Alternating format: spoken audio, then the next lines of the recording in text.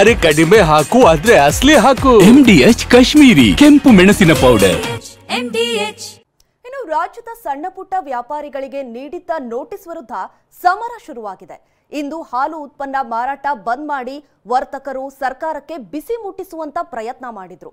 ಇದರ ಬೆನ್ನಲ್ಲೇ ಸಿಎಂ ಸಿದ್ದರಾಮಯ್ಯ ಕೂಡ ವರ್ತಕರ ಜೊತೆ ಸಭೆ ನಡೆಸಿದ್ರು. ಹಾಗಾದ್ರೆ ಸಭೆಗೂ ಮುನ್ನ ಏನೆಲ್ಲ ಆಯ್ತು ಅನ್ನೋದರ ರಿಪೋರ್ಟ್ ಇಲ್ಲಿದೆ ನೋಡಿ. ಕಾಂಡಿಮೆಂಟ್ಸ್ ಅಂಗಡಿಗಳಲ್ಲಿ ಸಿಗ್ತಿಲ್ಲ ಹಾಲು ಮೊಸರು. ಬೆಳಿಗ್ಗೆಯಿಂದ ನಾವು ಹಾಲಿಗೆ ಸಂಬಂಧಪಟ್ಟಿದ್ದು ಯಾವುದೇ ಪ್ರಾಡಕ್ಟ್ ಅನ್ನು ನಾವು ತಗೊಂಡೇ ಇಲ್ಲ, ಕಸ್ಟಮರ್ಗೆ ಕೊಡ್ತಾ ಇಲ್ಲ. ಕಸ್ಟಮರ್ಗಳೆಲ್ಲ ಬಂದು ವಾಪಸ್ ಹೋಗ್ತಾ ಇದ್ದಾರೆ.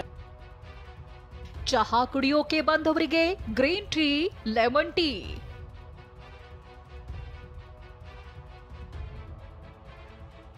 ಹಾಲು ಕಾಫಿ ಟೀ ಕೇಳ್ತಾ ಇದ್ದಾರೆ, ನಾವು ಯಾರಿಗೂ ಕೊಡ್ತಾ ಇಲ್ಲ.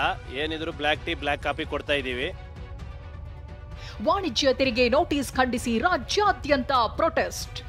ಭಾಗ್ಯಗಳಿಗಾಗಿ ಬಡ ಬಡ ವ್ಯಾಪಾರಿಗಳಾಗುವ ಹೊಟ್ಟೆ ಮೇಲೆ ಉಳಿದ ರಾಜ್ಯ ಸರ್ಕಾರಕ್ಕೆ ರಾಜ್ಯ ಸರ್ಕಾರಕ್ಕೆ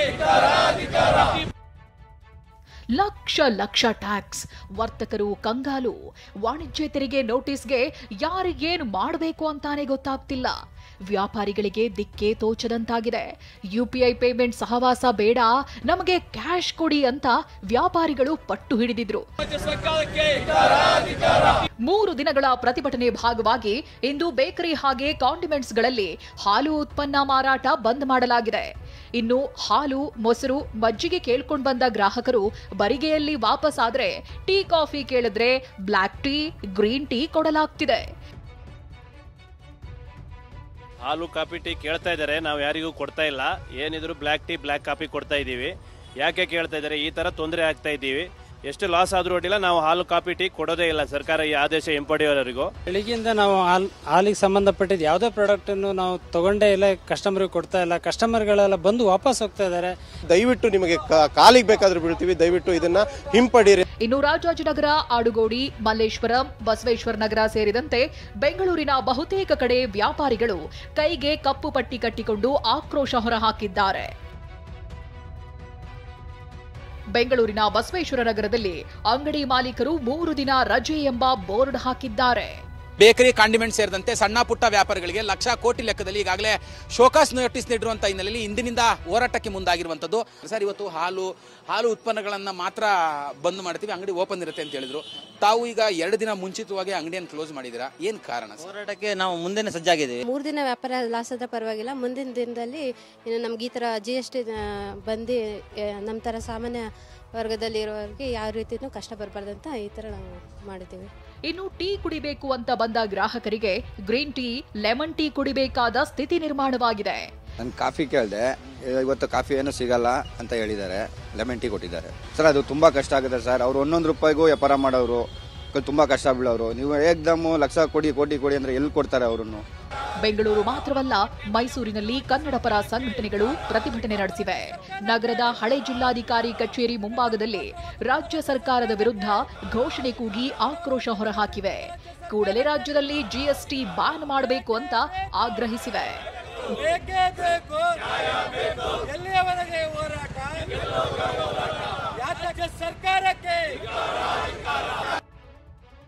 ವ್ಯಾಪಾರಿಗಳ ಜೊತೆ ಸಭೆ ಮಾಡಿದ ಸಿಎಂ ಸಿದ್ದರಾಮಯ್ಯ. ಇನ್ನು ವ್ಯಾಪಾರಿಗಳ ಸಂಕಷ್ಟಕ್ಕೆ ಸ್ಪಂದಿಸಿದ ಸಿಎಂ ಸಿದ್ದರಾಮಯ್ಯ ಸಭೆ ನಡೆಸಿದ್ದಾರೆ. ಸಿಎಂ ನಿವಾಸ ಕಾವೇರಿಯಲ್ಲಿ ಮಾತುಕತೆ ನಡೆಸಿದ್ದಾರೆ. ಅಂತ ಇರ್ತದೆ, ವಿನಾಯಿತಿ ಅಂತ ಇರ್ತದೆ, ಅವರು ರಿಜಿಸ್ಟರ್ ಮಾಡ್ಕೋಬೇಕಾದಂತ ಇಲ್ಲ. ಮಿಲ್ಕು, ತರಕಾರಿ, ಎಳ್ನೀರು ಇಂಥವೆಲ್ಲ, ಹೂವು ಇಂಥವೆಲ್ಲ ಎಕ್ಸೆಂಪ್ಟೆಡ್ ಅಲ್ಲ. ಸಣ್ಣ ಪುಟ್ಟ ಉದ್ದಿಮೆದಾರರನ್ನ ನಮ್ಮನ್ನೆಲ್ಲ ಕರೀರಿ ಸಭೆಗೆ ಅಂತ ಹೇಳಿದ್ರೆ ಟ್ಯಾಕ್ಸ್ ಕಟ್ಟಬೇಕಾದಂಥವ್ರು ಎಲ್ಲರನ್ನೂ ಒಂದು ಕರೆಯುವಂಥ ಕೆಲಸ ಮಾಡಿದ್ದಾರೆ. ನಾವು ನಮ್ಮನ್ನ ವಿಶೇಷವಾಗಿ ಸಪ್ರೇಟ್ ಆಗಿ ಕರಿಬೇಕಂತ ನಾವು ಕೇಳ್ಕೊಂಡಿದ್ವಿ. ಅಲ್ಲಿ ಟ್ಯಾಕ್ಸ್ ಪೇಯರು ಮತ್ತೆ ಇವರು ಅವ್ರನ್ನ ಕ್ಲಬ್ ಮಾಡುವಂತ ಕೆಲಸ ಆಗ್ತಾ ಇದೆ. ಅದಕ್ಕೆ ನಾವು ಯಾವುದೇ ಕಾರಣಕ್ಕೂ ಹೋಗ್ತಾ ಇಲ್ಲ. ಕರ್ನಾಟಕ ಬಂದ್ಗೂ ಕರೆ ಕೊಡ್ತೀವಿ ಅಂತ ವಾಟಾಳ್ ನಾಗರಾಜ್ ಎಚ್ಚರಿಕೆ ಕೊಟ್ಟರು.